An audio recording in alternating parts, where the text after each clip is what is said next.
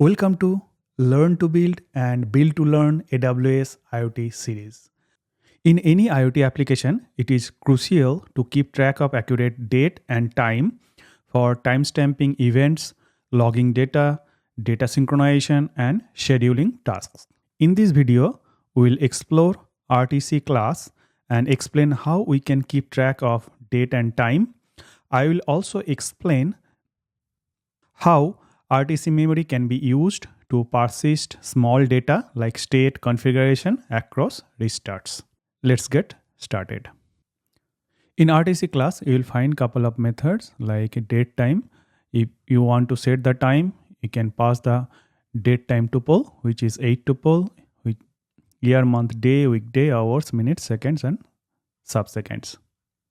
If you pass the tuple, it will set the real-time clock to that date time. Otherwise, it will return date time. And there are few more methods are here, but based on your port and module, it may not be available. So you can confirm using help function in shell. So first, import this RTC class from machine module and first check with help function RTC. Here I can see for my ESP32 module and the firmware, there are three functions available: init, datetime, and memory. Let's initialize the object and retrieve datetime. And we can see the date and time. In case if you are wondering how it got this correct date and time, because we have not done anything here. So to answer that question, let's go to run, configure interpreter. And here you will see there are two options which are checked by default in Thony ID: synchronize devices real-time clock and use local time in real-time clock. So when we connected to this Micropython ESP32 interpreter, Thony ID set my laptop's local time to this RTC. And you can quickly verify this. So let's uncheck. Okay. And I'm going to press that reset button available on the board, which is basically hard reset. So power on reset. Now quickly check the date time. And you can see now it is showing 2000, not 2025. Let's go to run, configure interpreter, check these two boxes. Run, disconnect, stop, restart backend. Now check again. And we can see again it is set with correct date time. So this RTC keeps track of date and time as long as it is powered on. But if you power it off, it will lose the date and time because there is no battery or power supply to this RTC. But in real world IoT devices, it may not make sense if you ask user to set date and time manually after each power recycle. So what is the option? So that is where this NTP or network time protocols comes into picture. It is a networking protocol that allows devices to obtain the time from a remote time server, and that eliminates the needs for manual setting. And for this purpose, we are going to use ntptime library. And in the code, you can see it is set as pool ntp org as ntp host. So what is this pool ntp org? So this is a big virtual cluster of time servers providing reliable, easy to use NTP service for millions of clients.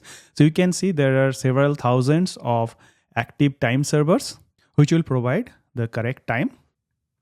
And for NTP time module, it gives option to set the host in case if you want to connect with different time server, or you want to connect to the server which is close to your geographic location.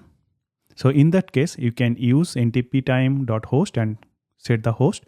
For example, in pool ntp org, I am living in Canada. So in North America, if we scroll down, Canada.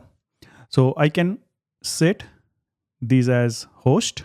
So these servers are geographically close to my machine or my IoT device. So if you are working on latency sensitive IoT devices, in that case, you may be interested to change this ntptime host. But for our demo, I am not going to use that because it's just a demo. So let's go back to Thony IDE. So right now it is pointing to the correct date and time. So we'll not see the difference when we'll use the library. So let me first uncheck this two checkbox and hard reset the module and confirm that it is not showing the correct time. So it is not showing the correct time. Now we are going to import this ntptime module.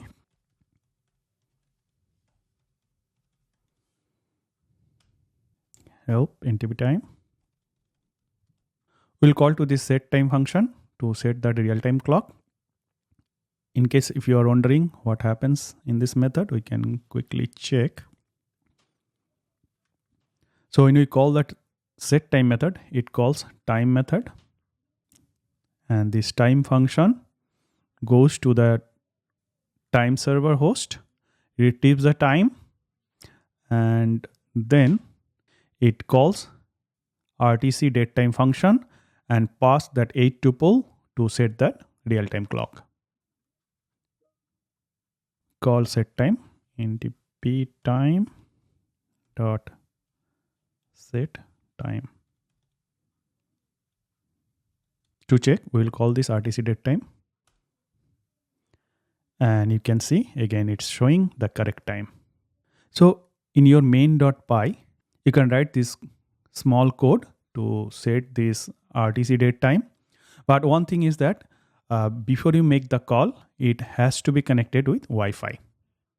So when you will write that code, make sure you have condition to check it is connected to Wi-Fi.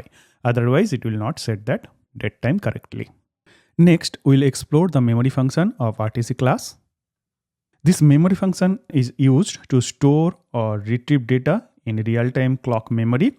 And this is very useful feature to persist small piece of data like state or configuration across restarts, including soft reset and deep sleep.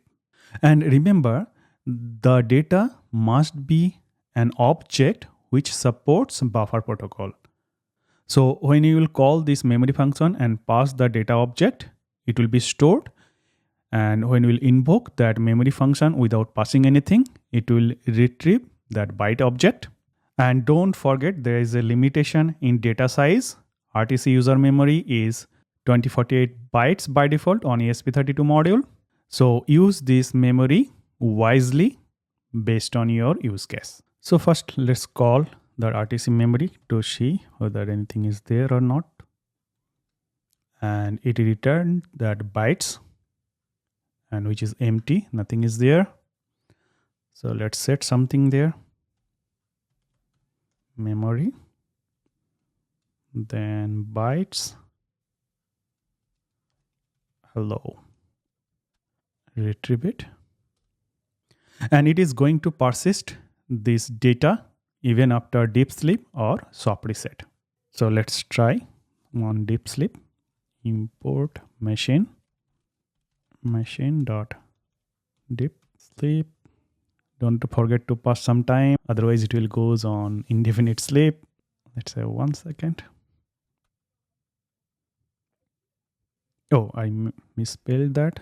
Deep sleep. Now let's check the memory. So here it throws error that RTC is not defined. The reason is that deep sleep clears all the memory, but our interest is that whether it is clearing that RTC memory or not. Let's import the RTC class, create RTC object, and access the RTC memory. And this hello object is persisted even after deep sleep. In a real application, this data may not be that simple. So I wrote another small code. As you know, RTC memory can store data in bytes. So if you have any Python object, for example, here this is dictionary. So we need to convert the dictionary into string, then from string to bytes. So I have used micro.json dumps to convert that dictionary object into string. Then I have used this encode method to convert it into bytes before saving into RTC memory. And it will be reverse when you are retrieving that data from memory. So when you retrieve the data from memory, it will return as bytes. Then we have to convert it into string and from string to dictionary. So here you will see we got the data in bytes. Then we used decode function to convert it into string. Then we used micro.json loads to convert that string into dictionary object. Then I have printed this one. So let's quickly run this script.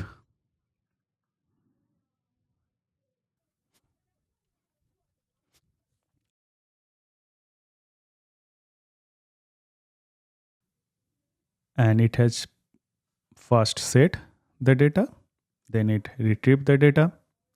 Let's try reset. Import machine.reset.